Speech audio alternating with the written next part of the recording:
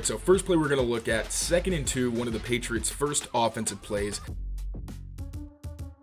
What's going on, everyone? Mike Kadlick, Tayler Kyles here for CLNS Media outside of Gillette Stadium, just off the practice fields as the Patriots just wrapped up their 14th day of 2025 training camp and a sloppy day for the offense. I want to get right into that. It was more of a walkthrough today for most of the session, but they did go competitive down the stretch at the end of practice, and they went with like an end-of-half, 2-minute drill situation, and the offense did not look good. Now, it's the second day in a row that the offense has struggled, so Taylor, I ask you, are we worried yet about this phase of this Patriots team, this phase of the offense, or is it more just bumps and bruises through training camp, ups and downs, or do you think we should actually be concerned at where Josh McDaniels' unit is right now? So I do want to preface this by saying that they have played the same people for weeks now, and it gets harder when you're an offense to execute at a high level when the defense knows exactly what you're doing and has gotten a very good feel for your tendencies, favorite receivers, things like that. So that's very important to note. We've only seen the Patriots go up against one other team, and the Commanders aren't very deep, as we know, but they did have some success, so it's not like this offense is an absolute disaster.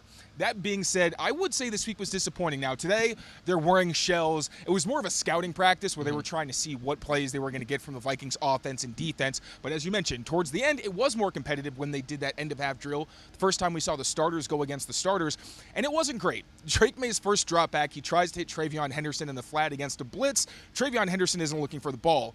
I'm also pretty sure there would have been at least a couple of sacks. The left side of the offensive line, Jared Wilson and Will Campbell really struggled with twists, similar to what we saw against the Commanders on the play where Drake May wound up bumbling the football. A little bit discouraging because Mike Vrabel pointed out, hey, they got it in the joint practices. It's just something they're going to continue to learn about.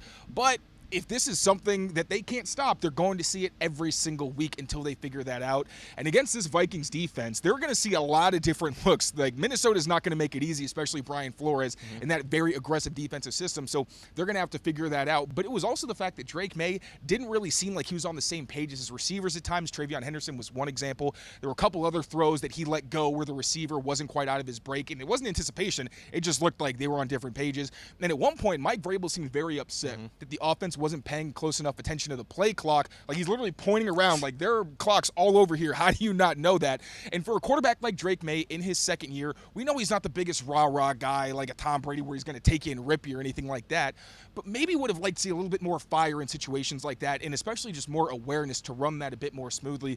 Now, once again, when we see them against the Vikings, it could be a completely different story, but going back to yesterday in the red zone period, Drake May made some uncharacteristic turnover-worthy plays. He's done a pretty good job overall of avoiding bad looks, so I thought that was pretty curious. And there were multiple opportunities that the receivers missed yesterday in the red zone where the ball's in their hands and it gets punched out. Credit to the defensive backs for finishing plays, but the receivers have to hold up their end of the bargain as well. So there's definitely some fine-tuning that needs to be done, especially on that left side with two rookies and this receiving core that's still gelling in a new system, trying to figure things out. But they're going to have to take a pretty significant step against the Vikings because this is a much deeper team than what they saw against Washington. Yeah, I'm with you. I think this weekend Minnesota is going to be the barometer, right? Because it has been up and down throughout camp. They had a strong start. You mentioned it's a good point where they're going up against these guys day in and day out. You understand what they want to do, how they're going to attack you, and vice versa. And the first time Washington comes in last week, they played well for the most part throughout the session. Ends on a Drake May interception in the red zone. But I think you look at it again here. You go into Minnesota, Flores' defense, and kind of see where you're at. Now, Josh McDaniels mentioned before practice that you don't want to be repeat offenders, and Drake May's done a good job of learning and has taken everything in stride and sort of been wanting to be a learner. So I think that, you look at this tape from practice again, you go into Minnesota, you hopefully have a couple days. So again, it's not completely sounding the alarm, but there are some struggles that they've gone through. So we'll see if they can go into Minnesota and attack that Brian Flores defense pretty handily. So Taylor will be there with Brian Hines from Pat's Beat. So make sure you keep it here on Patriots Press Pass. They'll recap those practices out there. And until next time, we'll talk to you soon. See you next time.